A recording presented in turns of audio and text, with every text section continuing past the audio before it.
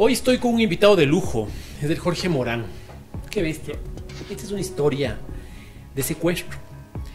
Quédate, porque todo lo que tiene que decirnos el Jorge no solo es impresionante en lo que le pasó, sino que es sumamente interesante porque nos genera ciertas alertas. Jorgito, bienvenido. Gracias por aceptar esta invitación. Mi querido Mati, pues gracias a ti, ya sabes que el cariño hacia vos es importante, grande. Y bueno, estamos acá. Vamos a hablar de un tema que obviamente es la primera vez después de casi 4 años de lo que sucedió. Me abro a los micrófonos y creo que lo hago con mucho cariño contigo. Gracias, amigo. Muchísimas gracias. Hay ciertos temas que por recomendación de la policía, temas de seguridad, no se van a tocar. Si es que cometo alguna, si es que hago alguna pregunta que no se pueda contestar, dime, esto no te puedo contestar y no hay ningún problema, ¿sí? Sí. Es importante también que la gente lo vaya entendiendo, que la gente sepa qué cosas, que no todo se puede transparentar. Evidentemente son temas de seguridad, el Jorge tiene una familia, tiene una esposa, tiene hijos y evidentemente eso hay que precautelar y eso hay que cuidar. Antes de todo, ¿por qué le secuestran al Jorge? El Jorge tiene una infancia. Quiero que me cuentes así brevemente acerca de tu infancia. Estábamos hablando justamente de la infancia ahora. Cuéntame brevemente de tu infancia, Jorge. Sí, sabes que realmente gracias a la profesión de mi papá ha tenido buenos puestos, un hombre bastante inteligente. Una de las cosas que yo sé decirle hasta el día de hoy es que es un hombre persistente, una de las pocas personas que conozco que tiene una resistencia, porque hemos estado en lo más alto, pero hemos también topado tierra con la mejilla, ¿no? Y en esos momentos mi padre ha sabido ser una persona demasiado resiliente, en el sentido de que ha sabido salir de las cosas más impresionantes. Cuando me hablas de estar en lo más alto, dame una idea para que la gente tenga una idea. Tú me decías que cuando estábamos en Sucres todavía tú tenías tu tarjeta de crédito. ¿Qué cupo tenías en la tarjeta? O sea, para que te des cuenta, o sea, mientras había dólares, Sucres de aquí en el Ecuador, que hablamos del 99, si no me equivoco, yo tenía 18 años. Yo ya tenía carro. ¿Qué carro tenías? Carros de lujo, carros de lujo, okay. Carros donde realmente no tienes acceso a un muchacho de 18, 19 años. ¿Sobre $60,000? Por ahí. Okay. Entonces realmente teníamos un poder económico. ¿Dónde vivías? En el condado, en la urbanización del condado en ese entonces. O sea, era uno de los lugares de mayor importancia junto a la González Suárez. En ese tiempo la gente que vive hoy en Cumbayán no vivía en el condado. La gran mayoría vivía en el condado o vivía aquí en el Quito Tenis, que era la gente que más dinero tenía. Entonces, ¿qué hacías con tanta plata, peladito? Trabajé. ¿Se te nubló algún rato? No, trabajé. Sabes que el dinero nunca me ha quemado, como digo, me ha mareado nunca. O sea, realmente yo he sido muy desprendido del dinero. Y hasta sigo siendo, ahora que no tengo ya, pero ahora soy más desprendido. Pero realmente a esa edad yo era el típico amigo, pana, que les pagaba la farra a todos los brothers, a las amigas. Tú tenías un montón de panas. Un montón de panas, que en el camino sabes que eso simplemente es momentáneo, es circunstancial. Claro. Entonces, eso viví, acomodado, teníamos mucha facilidad de bienes, porque también nos dedicamos a la construcción. Pero fueron momentos, ¿no? A los 25 años llegaste a tener $1 millón. O sea, habíamos tener mucho dinero, mucho dinero. Wow. Entonces, wow. Eso implica de que hacíamos las cosas, como te decía, estábamos dedicados a la construcción. ¿Y sigues dedicado a la construcción? Sí. Obviamente la situación han sido difícil. No te olvides que en el 2009 hubo una crisis mundial. Claro. Sí, que aquí en el Ecuador sufrieron muchas constructoras. Nosotros nos agarramos de los dientes, de las manos, de todas las formas para no quebrar, porque era una situación económica del país, de la situación social, era complicada. Entonces tuvimos ciertos aciertos que nos permitieron aguantar esa época que fue el 2009. Si no me equivoco, por ejemplo, el hierro en ese entonces valía $56 el quintal, que son más o menos 3 varillas y un cuarto. Y en ese momento llegó a costar como $109. O sea, era como duplicarse el tema, ¿no? Entonces fue bastante duro para la economía mundial y también para el ecuatoriano. Pero bueno, tuvimos la certeza de poder resistir. Pero son cosas, ¿no? Son cosas que uno ha tenido que vivir en la vida como todos, creo, ¿no? Haces un proyecto, vamos ya entrando en materia, haces un proyecto, uno de los proyectos que tienes de vivienda, y aquí empieza la historia del secuestro. Al Jorge le secuestran, el Jorge pasa secuestrado y hoy, luego de 4 años, decide contar su historia y decide hacerlo aquí, cosa que yo agradezco muchísimo. Cuéntanos, ¿cómo pasó? Bueno, son muchas cosas las que vivimos en esa época. ¿Cómo te puedo explicar? Nosotros teníamos un proyecto en el norte, por el sector de Carcelén, un proyecto grande, proyecto de 264 viviendas, proyecto que nos ha tomado algunos años de vida. Y para nosotros era muy común que gente nos llame, que nos pida información, que nos busquen por ir a conocer los departamentos. Y eso sucedió con un grupo de personas que cumplieron exactamente los mismos procesos. Pidieron información, nosotros fuimos y les enseñamos los departamentos, ellos fueron incluso con la esposa, con hijos, y se manejaban normal, como un cliente más. Después fueron a la oficina, pidieron más información nosotros, incluso ellos estaban listos para dar una reserva como un enganche, como normalmente suscitaba, y entonces eso cumplía con una norma normal de que es un cliente, claro, más de los muchos que hemos tenido. Nada, ¿no? Sospechoso.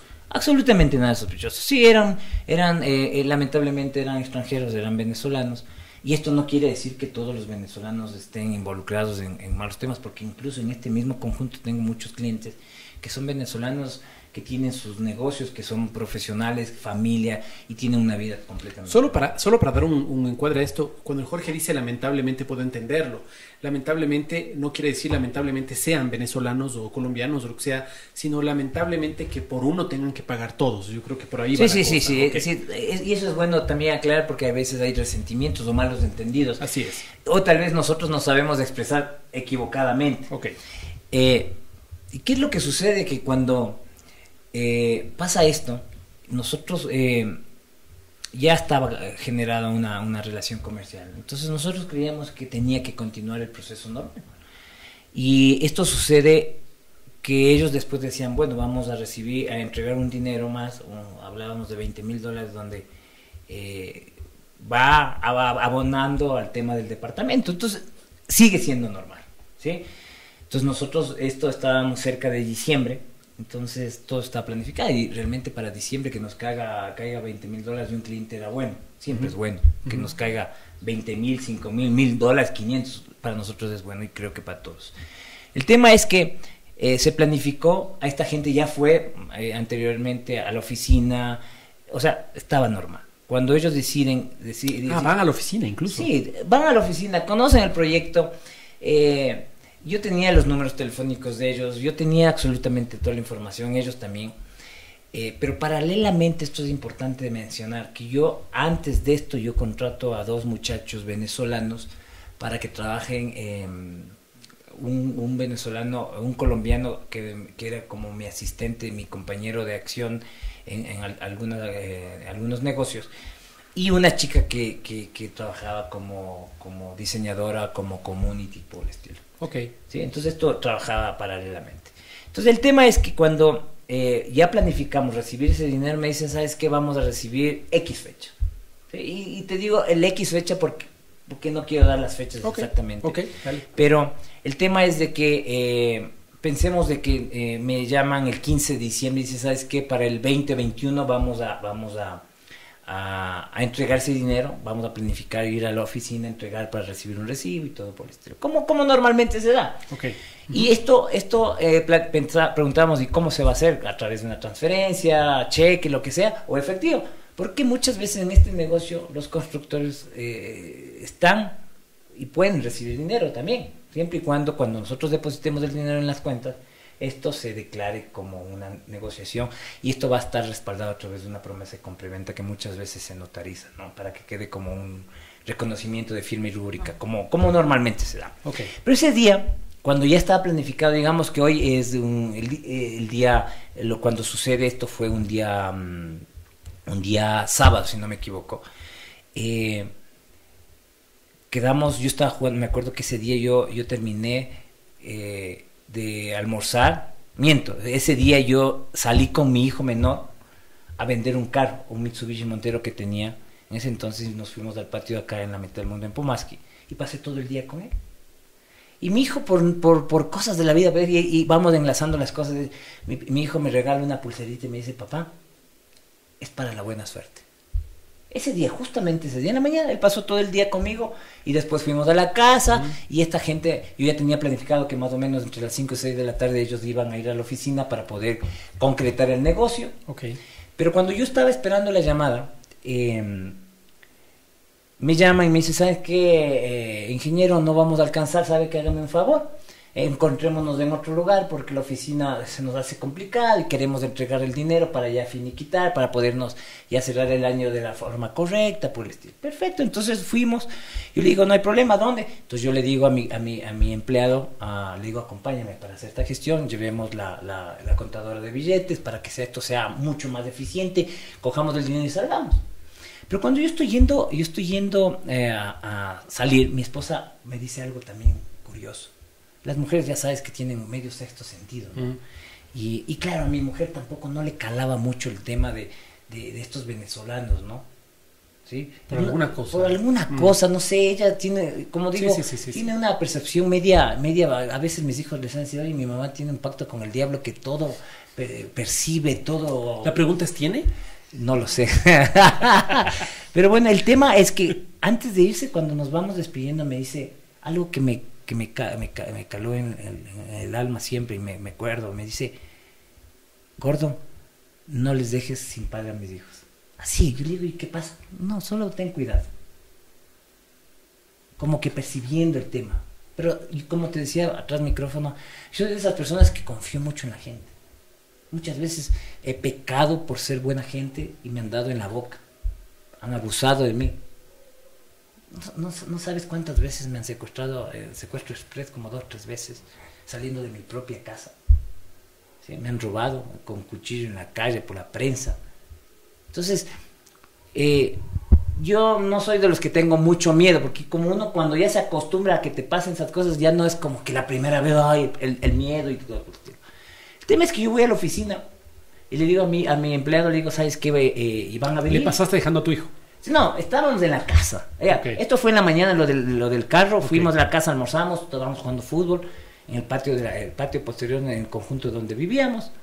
Y vamos a la oficina acá por el canal 4. Y esperando, cuando no llegaba. No, miento, ellos me dicen vamos. Yo estaba esperando que llegue mi empleado para poderme ir.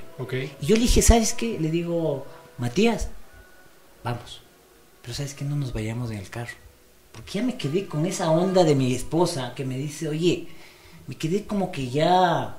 Y dije, vamos, cojamos un Uber. Perdón, ¿y cómo se sale con tanta plata en un Uber? Pero, niño, es que no, te soy sincero, chuta, yo sé que esto lo que voy a decir es algo irresponsable, pero ha habido otras veces que hemos llevado más dinero, he recibido de clientes en efectivo, y como que, ya te digo, soy muy confiado. ¿Sí me entiendes? Yo soy que lo guardo bien, estoy muy pendiente en la calle porque muchas veces sacamos dinero del banco, cambiamos cheques y salimos. Y creemos que no va a pasar nada. ¿Sabes qué? El tema del secuestro crees, y esto les digo a todos los amigos, esto es lo que me pasó, creemos que no nos va a pasar hasta el momento que nos pasa. Porque mi esposa siempre me dice, oye, acuérdate de lo que te pasó, ya no subestimes a la vida. Porque ya son 2 veces que casi te mueres. Porque ya tengo una vez casi me muero por un corte que tuve aquí en la cara por un incidente. Pero bueno, vamos, cogemos el Uber, nos vamos. Y llegamos a la plaza de Cotocollao. Ahí en la plaza, plena plaza. Esperando. ¿En la iglesia? Sí. Esperando. Como tontos, confiados. Porque no veía, realmente no visualizaba el panorama real. Entonces el tema es que llegan, se bajan de un Aveo negro sin placas, 4 tipos enmascarados con pistola y dice, súbete tal y cual. Nos subimos, nos pusieron capucha. Lo único que me acuerdo, puedo decirles, es que el carro recorrió por temas de 2, 3 minutos, llegamos a algún lugar que entiendo que es una mecánica porque olía mecánica, nos bajaron y veía en el piso porque quería intentar entender qué pasaba, porque en esos momentos no sabes qué te está sucediendo. O sea, no entras en tu capacidad lógica de decir qué te están secuestrando, qué te están haciendo una broma, no sabes, ¿no? O sea, es un tema de microsegundos que vos comienzas a pensar. Pero sé que era una mecánica porque cuando me comienzan a llevar, me chocaba con llantas y era una mecánica de motos. Me chocaba con las herramientas, con las llantas de las motos. Llega a un punto de que llegamos a un punto donde me detienen, me sacan la capucha y me comienzan a desnudar. Me sacan la camisa, estaba en pantaloneta, estaba en un buzo. ¿Te tenían apuntado? Apuntado, me amarran, me sacan todo, me dejan desnudo completamente. ¿Hasta ahí sabías quiénes eran o seguían ellos encapuchados? Encapuchados. Yo no sabía quién era, obviamente asumo que esto era rapidísimo. Me sacan toda la ropa, me amarran los pies y los brazos y me meten en un baño de 1 metro por 1 metro. Yo me siento en la taza donde ni tenía la tapa y a mi empleado le sientan en una caneca hueca, él también desnudo. Ok, para ahí, por favor. Empieza el secuestro. Estamos hablando con Jorge Morán acerca de cómo hace un negocio con una persona que usualmente hace para vender un departamento, y estas personas que se habían mostrado familiares, que se habían mostrado buenas personas, le secuestran. Ok. Y claro, ahí comienzas a hacer muchas preguntas, ¿no? ¿Qué está sucediendo realmente? ¿Cuántas personas eran en ese entonces? Eran 9 que me acuerdo que estaban ahí, todos con acento colombiano, acentos venezolano, y no quiero decir exactamente qué región, pero eran maracuchos. Okay. Tengo muchos amigos maracuchos y el acento es inconfundible de un maracucho. Okay. Y el tema es que comienzas a hacerte preguntas, ¿qué está sucediendo? Y le preguntaba yo a mi empleado, ¿qué está sucediendo? Y me decía, no sé aún, pero creo que nos están secuestrando. Porque un asalto, ¿para qué nos están desnudando? Entonces comenzaba a haber un tema aún no identificaba realmente lo que sucedía. ¿Estabas completamente desnudo? Completamente desnudo. ¿Por qué te desnudaron? No lo sé, o sea, realmente esa es una pregunta a la que yo... Para que no te escapes. Probablemente sí, me tenían amarrados los pies y los brazos, no me pusieron nunca en la boca. Ahí es cuando supe que realmente a ciencia cierta estaba en una mecánica. Okay. ¿Sí? Y ¿dónde era? No lo sé. Okay. Pero el tema era que era una mecánica. ¿Qué es lo que sucede? Que después del movimiento que se veía, que estaban pendientes con armas, que no te muevas, que a silencio, groserías verbales, que si te mueves te voy a matar, que yo no tengo problema. Entonces llega el momento donde comienzan a sacarse las máscaras, las fundas, como no sé cómo se llamarle exactamente, y ahí es cuando me doy cuenta de que el dichoso Carlos, que hizo el famoso negocio con nosotros previamente, esto hablamos de, si esto sucedió en diciembre, esto comenzó esta relación aparentemente en septiembre. Entonces uno no cree que va a suceder las cosas. Por eso yo hoy invito a la gente de que tengamos mucha precaución. Porque no solo extranjeros pueden ser, porque se ha visto de que también las personas más cercanas pues te traicionan al final del camino. Y esto sucedió. Entonces cuando yo le veo a Carlos, yo lo único que pude entender que era un secuestro. ¿Le dijiste algo? Entonces yo le digo, Carlos, ¿qué es lo que está sucediendo? Me dice, ve Morán. Le digo, exactamente fueron las palabras que le digo, Carlos, ¿qué es lo que está sucediendo si teníamos un negocio? Y lo que él me dijo, claro, tú eres mi negocio. Yo vivo de esto. Yo te vengo investigando qué tienes, qué no tienes, cómo es tu movimiento, qué haces, qué capacidad tienes, absolutamente todo. Para ese entonces ya me habían investigado, pero absolutamente todo. Me describió ciertas propiedades, ciertos activos que tenemos, ciertos autos, cómo era mi movimiento, dónde vivo, qué hace mi esposa, mis hijos. Entonces uno se comienza a entender que fue utilizado durante todo este periodo de juego comercial que ellos plantearon. Y uno cayó de una forma inocente. Pero no sé si inocente, porque una vez tiene que tener esas precauciones, pero yo no los tuve. Y aquí está esta reflexión donde tenemos que ser un poco desconfiados en cierto punto de la gente, porque hoy no podemos darnos el lujo de exponernos de tal manera. Y tal vez en el camino las desgracias de las personas a veces pueden ser las puertas o las salidas de los demás. Entonces, al rato que a mí me tienen ahí, lo que me dicen, a ver, Morán, lo que vamos a hacer es que yo sé que tu papá tiene el terreno de Machala y cuesta tanto, entonces yo voy a necesitar ese dinero, porque yo sé que tu papá no te va a dejar morir. Entonces ahí entiendes, comienzas a entender que comienzas a tener un juego. Y esto no es que comenzamos a conversar así como el Matías y yo sentado en el lavabo y él sentado al pie mío y me ponía una pistola en la cabeza y me decía, y yo desnudo completamente, y me ponía y me refregaba la pistola y me decía, a ver, Morán, tú eres inteligente, no creo que tú quieras dejarles huérfanos a tus hijos. Entonces comenzaban a hacer un juego psicológico, a dañarte la mentalidad, donde vos comienzas a entender que tu vida puede estar terminada. Me dice, ¿sabes qué? Tu vida para mí no me sirve absolutamente nada. Yo te puedo meter un tiro en la cabeza y para mí no ha pasado absolutamente nada. Pero tú no vas a querer que te mueras, a morirte y dejar un vacío completo en la familia. Entonces, a ver, Mora, ¿cómo vamos a hacer? Porque necesitamos comenzar a ejecutar esto, porque no tenemos mucho tiempo. ¿Esta conversación se da con la otra persona presente? Sí, ¿La otra persona que está secuestrada? Sí, con mi empleado, él siempre estuvo ahí presente. Y no quiero adelantar algunos temas, pero él siempre, entonces, venía y venía Carlos, después cambiaba a otro tipo, que era, llamémosle así, me daba cuenta que era como el segundo al mando, y me presionaba y me decían, no, cortémosle el dedo para que sepa cómo funciona y que las cosas funcionen rápido. Entonces uno comienza a recibir demasiadas información o energía negativa, donde o tienes dos alternativas, o te pones duro o enflaqueces.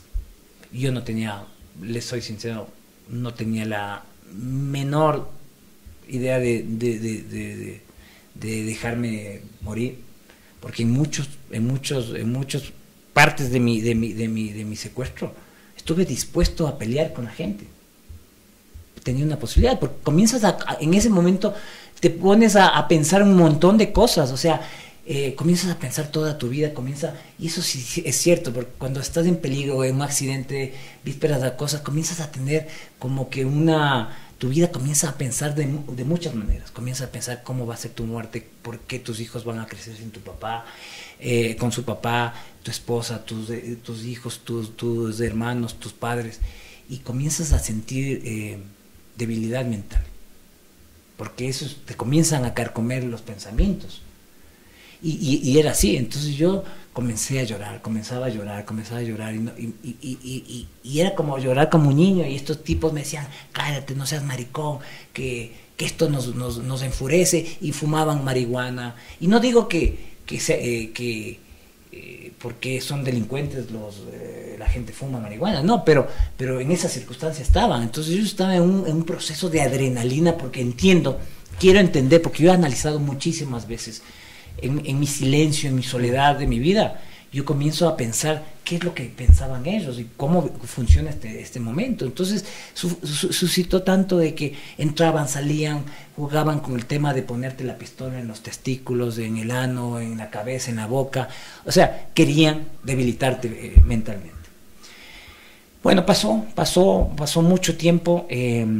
Conversaba yo con mi empleado, le decía, ¿qué hacemos? Me decía, no podemos hacer nada. O sea, y era solo cuestión de esperar. Esto pasaron horas, y recuerdo que nos sentaron, luego nos sacaron del baño, nos sentaron en un sofá al filo dentro del local, y nos explicaban de que nos van a movilizar a otro lugar, ¿sí? Nos llevaban a otro lugar, pero me decían, sé inteligente, no te vas a morir si haces las cosas correctas. Vamos a llevarte a un lugar donde vas a tener que caminar un corredor de casas, bajando gradas, donde hay cámaras y donde tienes que actuar normal, porque si actúas mal te mete un cuchillazo. Cosas así. Entonces uno dice, bueno, o sea, en ese momento uno no tiene alternativas. Claro. Uno no tiene alternativas y comienza a secundar las ideas de ellos y dice, sí, no te preocupes. No hablaba mucho, no miraba a los ojos, porque quería mirarlos, ¿me entiendes? Pero no es lo correcto, porque decías, no quieres saber quiénes son con esa actitud, o piensas de que ellos van a sentirse aludidos, van a sentirse, no sé, ofendidos, y prefería no mirarlos. Bueno, y pasó esto que ellos, recuerdo que planificaron ya cuando era madrugada, porque no me acuerdo exactamente cuánto fue el tiempo que esperamos, pero ya tú te das cuenta que pasó mucho tiempo, muchas horas. Si hablaba de que nos teníamos que topar a las 6 de la tarde, pasaría, no sé, 6, 8 horas. Recuerdo que... ¿Tenías frío? Sí, o sea, después cuando ya nos sacaron al sillón, después de un buen tiempo nos vistieron. Y nos dijeron, vas a salir tapadas, vendados los ojos. Ahí fueron cuando me vendaron los ojos. Pero cuando en el transcurso del carro, cuando lleguemos te vamos a sacar y vas a actuar como que fueras un amigo más. Entonces asumo que me iban a llevar a un lugar donde ellos estaban, pero que también no podían exponerse y tenían que aparentar de que todo estaba funcionando normalmente. Y suscitó eso, me acuerdo que nos movilizamos, tal vez, no sé, puedo pensar que nos movilizamos 1 hora, 2 horas, no puedo tener una razón más lógica de que el tiempo, porque estás vendado los ojos, estás amaniatado, estás asustado, que llega de un momento de estar asustado, pero bueno, llegó, nos bajamos del carro, me sacaron las vendas, y lo único que vi fueron casas sin tener un acabado correcto. Pretendo entender que era un lugar rural, ¿sí? Donde, dicho y hecho, bajamos ese callejón y ellos me decían, abrázame, y como que yo abrazaba como que fuéramos panas, como que estuviéramos borrachos, llamémosle así.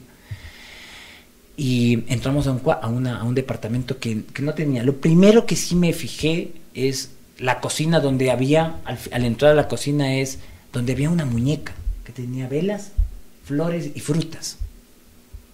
¿Como una santa? Como una santa. Entonces yo asumo, después de los análisis, digo, son santeros, o sea, son algo parecido, que tienen sus adoraciones, sus inclinaciones. Y después me decía la gente, porque cuando la policía nos hicimos este tipo de charla que tuvimos y todo, me decían, sí, normalmente esta gente tiene sus inclinaciones de santerismo, que le piden era como una muñeca, no sé si puedo decir era una virgen, ¿no? Pero tenían velas y plantas y frutas. Entonces, eso fue lo primero que entré, y era un departamento vacío, porque no tenía muebles, no tenía nada. Y me metieron al primer cuarto. Tenía cortinas. Primer cuarto no tenía, las ventanas obviamente estaban, no que tenía cortinas, eran ventanas como pintadas, okay. ¿Sí? Y tenía solo un colchón y una televisión, me acuerdo claramente, una televisión, no sé de cuántas pulgadas, pero estaba rota. No había nada, no había más. Y nos llevaron a otro cuarto inicialmente, donde habían 2 camas. Solo colchones. Y me percaté también que había en la cocina, me acuerdo, un brazo de verde y unos quintales de arroz. Entonces yo, entre mí, yo decía, o sea, esta gente no tiene problema de pasar todo el tiempo necesario aquí. Sí, ese era mi análisis. En ese momento, claro, estaba ahí. Si me preguntan si tenía miedo, sí. Siempre tuve miedo. Porque, o sea, no estás acostumbrado a estar viviendo una presión. Porque cuando vos ves en la televisión, ves de un delincuente, le ves al tipo de la pistola que actúa 5 o 10 minutos. O 5 o 10 segundos. Pero tenerles a 9 tipos armados constantemente contigo y sabiendo que tú eres el producto, es un tema que al final del camino sí te asusta. Pero creo que en cierto momento te llegas a acostumbrar, ¿sí? Y como yo decía al comienzo, me ha pasado algunas cosas que como que no es que tenía miedo, pero estaba asustado porque sentía que estaba fuera completamente del ambiente, de una situación normal. ¿Sí? Entonces el tema es que llegamos a ese lugar y bueno, para resumir un poco las cosas, nosotros nos sacan la ropa, nos desnudan y nos amarran para atrás y nos hacen acostar. Y como esto fue en la madrugada. ¿Estabas amarrado? Sí, amarrado así. Es decir, te dolía, las manos te dolían. No sé si, pero nos pusieron cinta de embalaje. Okay. Sí, o sea, las manos no podías así, no podías hacer esto. Yeah. ¿Sí? Los pies igual, completamente desnudos. Me acuerdo que cuando para dormir nos llevaron al otro cuarto donde habían los dos colchones. Yo conté 9 personas que había. En ese cuarto yo dormí al lado de mi empleado. Yo me acosté, porque nunca dormí. Me acosté al lado de mi empleado. Y lo curioso es que mi empleado sí se durmió. ¿Sí? Por ahí comencé a entender algunas cosas. Pero en la cama de al lado dormían 2 personas. Y los 2 vestidos con armas en el pecho, con el dedo en el gatillo. Y lo único que me dijeron, hombre, sé inteligente. Pero cada un minuto el tipo, que llamémosle así, un vigilante, se levantaba de la cama de adelante y prendía una linterna, para ver si yo me movía o no. Y claro, la puerta abierta, y desde afuera había otro muchacho que estaba sentado, viendo. Entonces, sabías que estabas ahí. Yo nunca, como dije, pegué el ojo porque realmente son circunstancias que no vas a poder dormir. Muchacho. ¿Por qué era no pasaba a ver, entiendo, veo su rostro, veo sus facciones, es un muchacho, es como verle a mi hijo de 19 años. Okay. ¿Sí? Okay. Lo que sí recuerdo era que tenía ojos claros. Okay. ¿Sí? Entonces, tú dices, o sea, no entiendes por qué está una persona de esa edad en un rollo de esos. Okay. ¿Sí me entiendes? O sea, y eso es lamentable porque te das cuenta hasta qué punto es la situación. El tema es que pasó la noche, 6 de la mañana nos pasaron al otro cuarto. Al cuarto donde había la televisión con un solo colchón. Y todo esto fue un proceso de que estábamos desnudos. Y me acuerdo que nos dieron un café. Solo un café. Y nos tomamos el café. Bueno, ahí pasó muchas cosas, porque hay un lapso un tiempo, un espacio donde sucedieron muchísimas cosas, ¿no? Estoy mencionando lo más importante, llamémosle así. Pero lo curioso de eso es que en el transcurso del día, yo en ese entonces yo sufría en un momento de mi vida ansiedad y tomaba medicación para poder relajarme y cosas por el estilo. Pero ya había algún momento, había tiempo que ya no había estado tomado. Pero ya la necesidad de la circunstancia estaba secuestrado. Comenzaba a sentir mal, me sentía ansioso. A mí, yo he sufrido de estados de pánico agudos y no tengo ningún problema de decirlo. He estado con psiquiatra, he estado con medicación por circunstancias de la vida, por el estrés, por muchas cosas. Pero yo necesitaba bajo esas circunstancias. Yo les dije, necesito esta medicación. Y me decían, no, que tú nos quieres ver la cara de pendejo. Le digo, no. O sea, ¿tú quieres que funcione esto, lo que están haciendo? Ayúdame con esta medicación porque me estoy sintiendo mal. Fueron buscar, les di el nombre de la medicación y ellos fueron. Pero para ese entonces Carlos seguía en la insistencia de ponerme la pistola en la cabeza, en los testículos. Este muchacho tenía 2 pistolas, insistía en refregar las pistolas. Yo le decía, hermano, no juegues con eso porque las pistolas se disparan por el diablo. ¿Cómo se sabe decir? Digo, no te va a interesar matarme porque ese es tu objetivo, es tener dinero. Porque eso entendía. Ahí es cuando este amigo Carlos viene y me dice, vamos a hacer un video. Vamos a hacer un video donde me ponen la pistola en la boca, me ponen la pistola en la cabeza y me dicen, pídele a tu papá que no te deje morir. Y claro, todo esto yo lloraba porque realmente era, o sea, ahorita lo cuento muy Claro. muy tranquilo, Claro, pero eran claro, momentos claro. angustiosos. Claro, totalmente. Y me dice, bueno, pídele, vamos a pedir $1 millón. Lo hice para mi papá, porque yo le digo, pero hermano, no tenemos ese dinero. No, yo sé que sí, porque tu papá puede vender una propiedad, puede vender otra propiedad y puede pedir favores a los amigos y sé que él no te va a dejar morir. Digo, eso es imposible. Digo, esto no va a suceder. Mi papá no va a tener una forma de responder a esa situación. Es diciembre. Es complicado. O sea, no es que mañana voy y pido prestado al Matías de $1 millón y bajo la circunstancia, porque el Matías puede ser que tenga, pero el momento era un momento sumamente complicado. Diciembre, los bancos ya hicieron absolutamente todo. Igual me hicieron hacer un video a mi esposa, como que despidiéndome, que cuide a mis hijos, cosas por el estilo. Y claro, uno comienza a pensar de que está llegando tu momento, ¿no? O sea, cuando tú ves eso en películas, dices, chuta, es complicado, ¿no? Y después de esto, el tema es que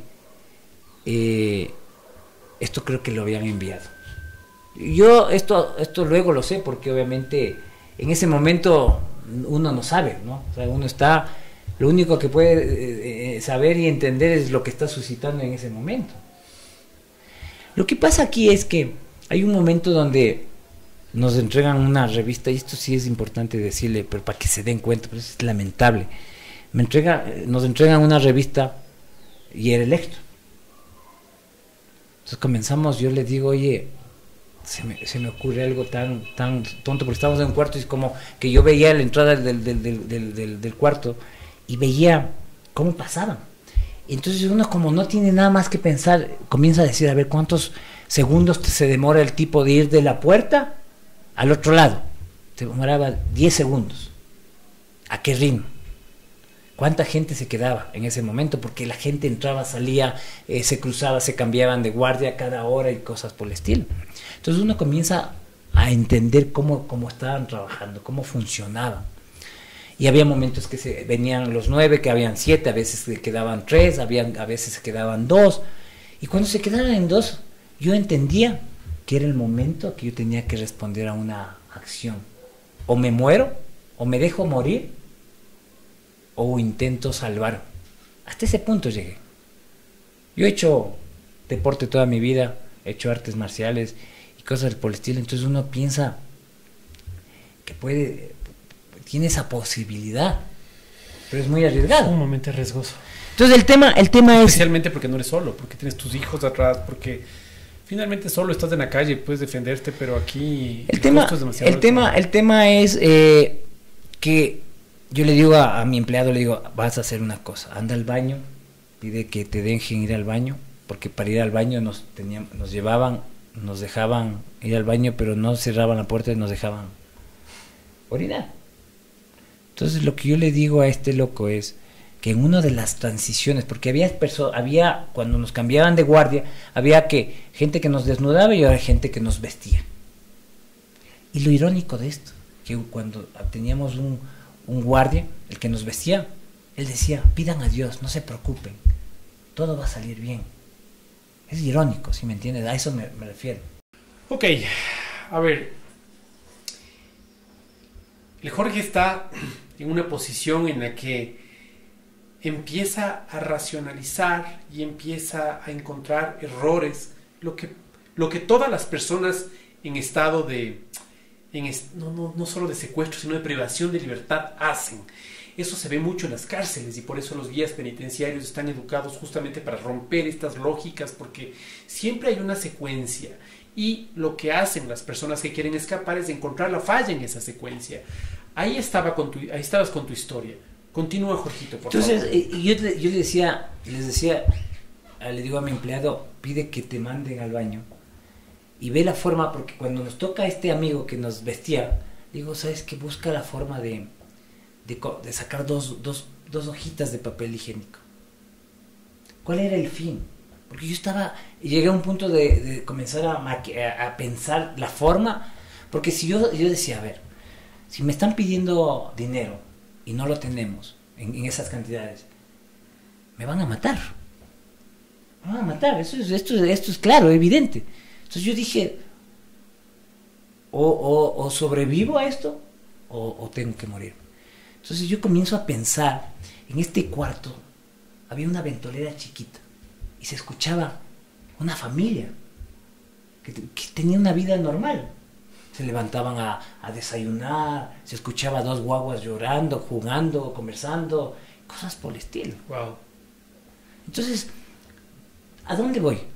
Entonces yo comienzo a medirles, como dice Mati, a medir dónde comienza a existir ese grado de falla, ese error. Entonces yo le digo a mi empleado, le digo, anda al baño, intenta sacar 2 hojitas y tráelas.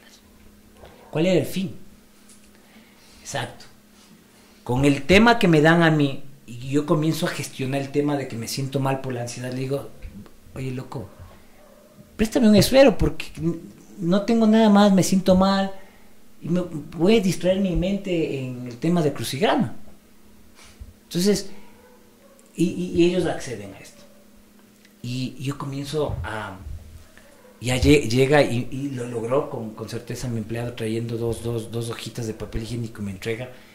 Y sentados, yo cruzada las piernas en la cama, comienzo a intentar ver cómo funcionaba. Como ya tenía identificado cuánto tiempo se demoraba de un lado a otro, claro, y cosas por el estilo, comienzo quería escribir en esas hojas de papel y botarlas, porque yo decía, o sea, hay una familia que está ahí, o sea, una pared que dividía mi libertad. Y era un tema de adrenalina, pero 1000%, o sea, era una adrenalina. Yo soy adicto a la adrenalina, pero era donde mi corazón latía a 1000 por hora, sudaba frío. Total. O sea, tenía un tema que solo recordarme se me encrespa la sangre, la piel. Entonces el tema es que logro después de 1 hora lograr poner un tema, un papel. Ayúdennos, estamos secuestrados. Y le pongo el número de mi esposa. Llámenle, que ella sabe lo que está sucediendo. Llamen a la policía, no me acuerdo ni bien el tema. Y lo hicimos papelito. En uno de esos ratos como que yo a veces me levantaba, porque ya planifiqué, me levantaba, hacía como que movía la cabeza, haciendo... Y sabiendo que él jugaba en la entrada de la puerta, entraban, salían y se tomaban sus segundos. Y había una como media ventolera abiertita. ¿Y cuál era mi fin? Coger ese papel y botarlo. Y lo hice. Pero lo que sucede... Y claro, yo decía, eso, si voto, como veía niños y gente que hablaba, y dije, ahí está la solución. Ellos van a coger el papel y van a abrir el papel, van a leer y van a llamar a la policía, o son parte de. Cuando sucede eso, lo único que se escuchó es un silencio. Después de un minuto, 2 segundos y 2 minutos. ¿Y qué es lo que sucedió? Que solo se escuchó una puerta abrir y lo siguiente fue golpear donde estábamos nosotros. Y le entregaron el papel. ¿No te imaginas la pizza que nos metieron? Nos pusieron con la pierna, el zapato en la cabeza, la boca en la sien, y nos escupían, nos insultaban, nos pateaban en la espalda. O sea, ahí sentí que me iban a matar, porque dije, o sea, estoy atentando sobre la seguridad de ellos. Quiero entender qué pasó. ¿La familia era cómplice? Eso es lamentable. O sea, a eso voy. Vives en una sociedad donde pasa estas cosas y crees que tal vez el vecino no es parte de, pero ha sido parte de. Wow. Entonces son temas que uno no entiende, ¿sí me entiendes? O sea, uno comprende, dice, bueno, se ve en las películas, ¿sí me entiendes? Hasta uno comienza a fantasear con ese tema. Pero eso fue lo que me sucedió, o sea, realmente fueron cosas las que viví. Y en ese momento después sentí que me iban a matar, Y bueno, resumiendo como cosas muy importantes, porque hay lapsos largos de cosas que no viene al caso de traerlos, pero bueno, el tema es que no sé qué pasó realmente, no sé qué pasó, porque esto es lo que yo sabía dentro del contexto. Cuando llegaron como locos, desesperados, esto después de algún momento de tiempo, llegaron desesperados, me llevaron al otro cuarto, me vistieron, me dijeron, te vamos a soltar. Y yo no entendía. Incluso si me llegara a pasar una cosa así, yo creería que puede ser la ley de la fuga, ¿no? Exacto. Entonces, eso yo no comienzo a entender, dije, algo falló. O ya pagaron de alguna manera, porque yo no podía entender, porque conozco la situación económica de nuestra familia, independientemente que tengamos, pero no había liquidez. Esa es otra realidad. Entonces dije, aquí me van a matar, me van a llevar en el carro, me van a atrapar, me van a meter un tiro en la cabeza y me van a botar en cualquier lado. Eso es lo que yo pensé. Ahí es cuando me sentí más deprimido. Ahí es el momento donde me lograron debilitarme mentalmente. El hecho es de que me llevaron por un tiempo en el carro. No voy a decir dónde, pero cogieron y nos botaron. En la noche, a la madrugada. Cogieron y nos botaron. ¿Estabas vestido ya? Con una pantaloneta y un bibidi, sin zapatos, sin nada. Pantaloneta y un bibidi. No, más que un bibidi, era un chaleco de los suplentes de los equipos de fútbol. Y nos botaron. Y claro, en esa oscuridad, y esto te digo, nos botaron a mi empleado y a mí, y buscábamos desesperados porque estábamos sucios, parecíamos mendigos, ¿no? Y después de algunos intentos, esto es que es tan curioso, pasan dos patrulleros y no nos pararon, o sea, fueron indiferentes a una circunstancia tan desesperante, porque era un tema, todo lo que les he contado está comprimido, resumido. Okay. Pero hay una segunda parte, porque ya luego un taxista nos ayudó, llegamos a un lugar determinado, hicimos una llamada. ¿Un taxista te ayuda? Una taxista me ayuda. Impresionante, no te ayuda la policía, te ayuda un taxista. Un taxista nos ayuda, nos lleva, pero como él creía, le decíamos, vea señor, préstenos el teléfono, nos secuestraron, y él no creía eso, no quiso prestarnos. Porque obviamente él también se siente aludido con dos tipos que parecemos mendigos. Si yo le pido el celular, le digo, por último le dije, vea, llame a este número. Y es lo que sucede. Tipo, llama el único número que lo sabía de mi esposa. El único. Le llama. Cuando yo contesta, el taxista me pasa, cojo, y lo único que escuché es, es del Jorge, puta, y se escuchó en el fondo un mar de personas, y hablo con mi esposa, y me dice, le digo, me soltaron. ¿Y dónde estás? Estoy aquí. Oye, cosas que fueron a buscarme realmente. Y bueno, pasó un tiempo y estuve con mi esposa.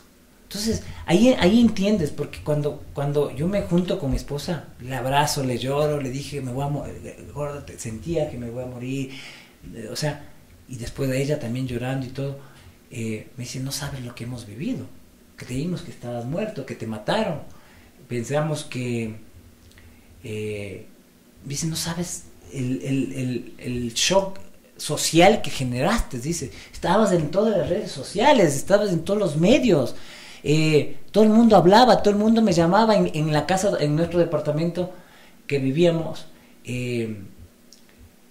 había un montón de gente, toda mi familia, mis hermanas, mis cuñadas, mis cuñados, pero para ese entonces había sucedido 1,000,000 cosas, hasta el punto de que había habido hasta videntes que le habían llamado a mi esposa a decir que le dé la información por aquí, para ver si es que las vibras existían.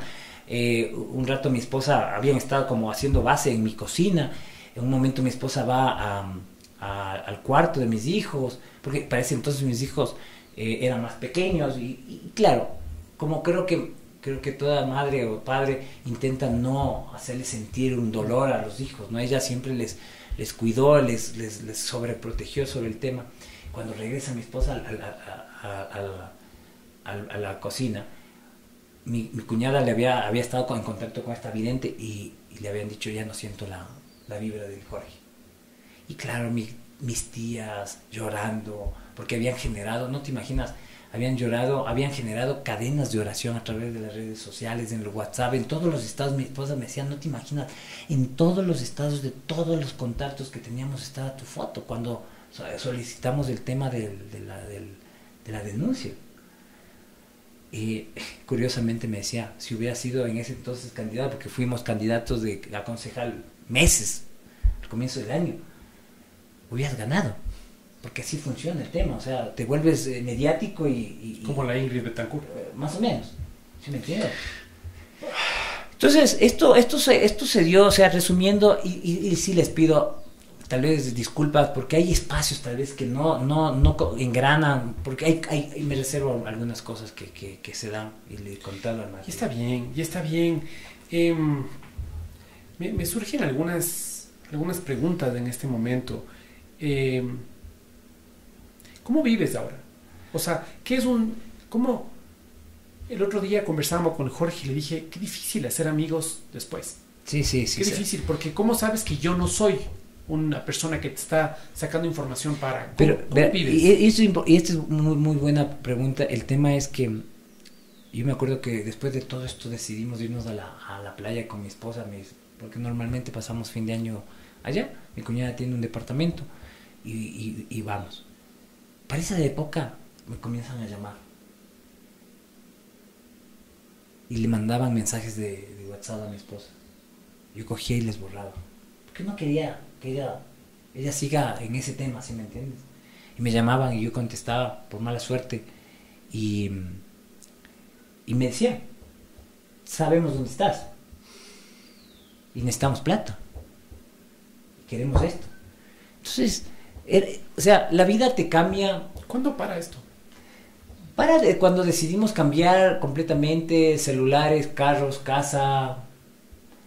Mi esposa dejó de mandarles al colegio a mis hijos por seguridad. No para rápido, sino seguían. Lo que no le hice sentir a esto a mi esposa.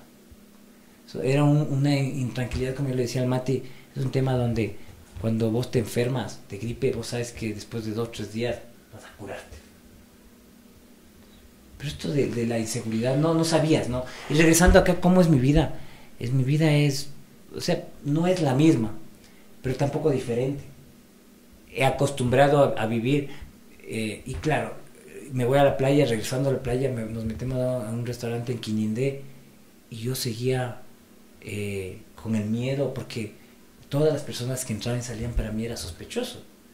Y hoy jamás en mi vida me siento y doy la espalda en un restaurante, porque siempre quiero estar visualmente preparado. Digo, no sé qué puede pasar. Por confiar me pasó esto. Hoy sigo confiando, pero ya me tomo me detengo y pienso y recapacito. Muchas veces en ciertos negocios con ciertas personas las dejo pasar porque no me dan esa espina, o asimilan ciertas circunstancias parecidas a la que yo viví, que me detienen, y prefiero dejar que continúe. ¿Qué pasaría si en este momento, haciendo compras un día normal, te encuentras cara a cara con Carlos otra vez?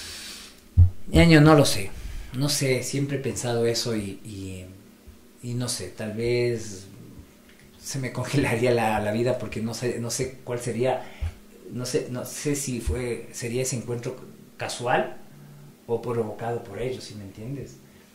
Porque yo creo que para esta gente es muy fácil poder hacer esos seguimientos, ¿no? No me he cambiado de mi trabajo. O sea, mi oficina es la misma de aquí 20 años y esto va a seguir siendo. Entonces, de cierta manera, sigo ahí, porque después de lo que sucedió, incluso le decía a mi esposa, vámonos del país, porque no podíamos vivir tranquilos. O sea, vuelvo y repito, no tienes esa paz de poder llegar a tu casa y puede faltar plata, como te decía, y comemos hoy arroz con huevo en vez de comer espagueti, lo que sea, y no pasa nada.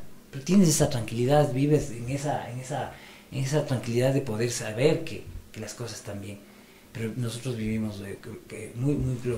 Cuando yo manejo, escucho una moto y estoy muy pendiente de eso, ¿sí me entiendes? Porque aparte de que se ha aumentado el tema del sicariato hoy, para mí fue difícil porque asimilo muchas cosas, asumo muchas cosas, entonces tengo precauciones, obviamente, que tengo que hacer.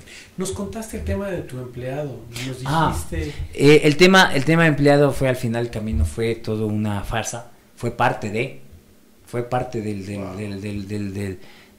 este show. ¿Y por qué digo show? Porque él desapareció y él se me fue robando $17,000.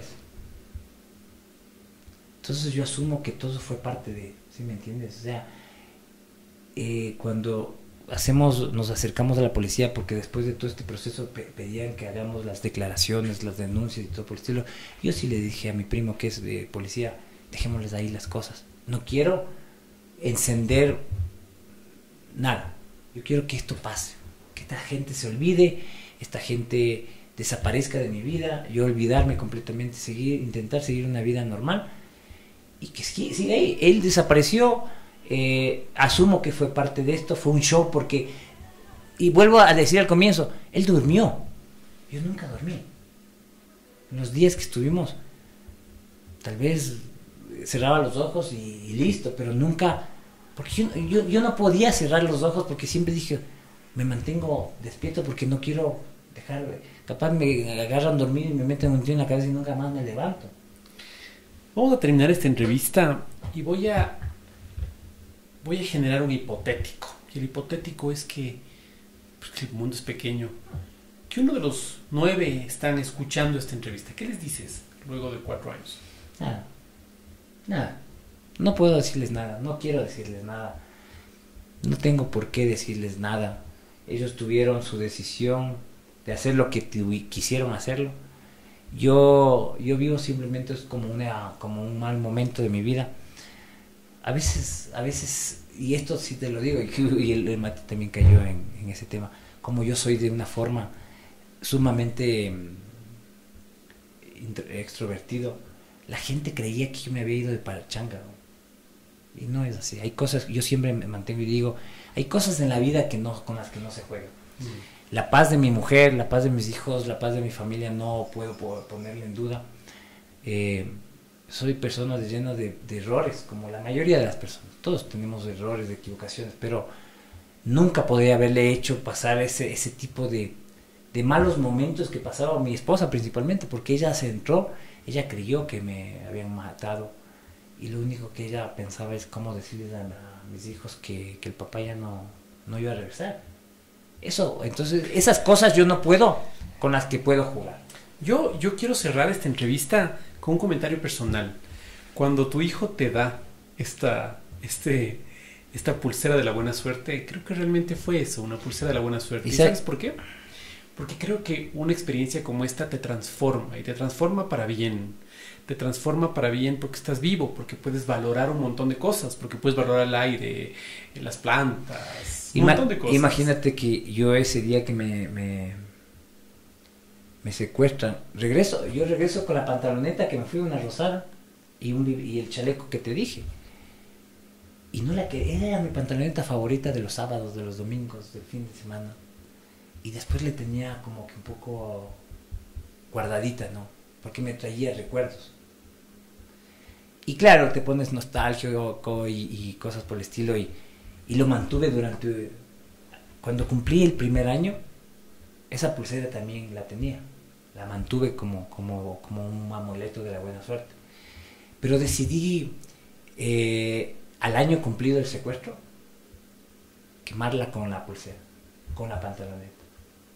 Y también mi mujer, porque ella me decía, no te pongas, quiero que la botes, ¿sí me entiendes? O sea, y complací un poco el deseo de ella. La pulsera la puse como que la quemamos con la pantaloneta, como un acto de borrón y cuenta nueva. Exacto. Entonces, cosas que pasaron. Entonces, son cosas que hemos vivido, mi querido Mati, que espero que esta historia puedan entender cómo se funcionó y esto sirva como simplemente pequeñas alertas, ¿no? Jorge, yo quiero agradecerte un montón por haber estado esta tarde aquí. Gracias, gracias, porque a un montón de personas que están al otro lado de la pantalla les sirve. Gracias porque permites que te conozcan más. Gracias. Gracias, Mati, a ti. Amigo querido. No, en verdad, gracias. Y es la primera vez que hemos hablado. Me hubiera gustado mucho tiempo más, porque estas cosas a veces te liberan de cosas, ¿no? Total.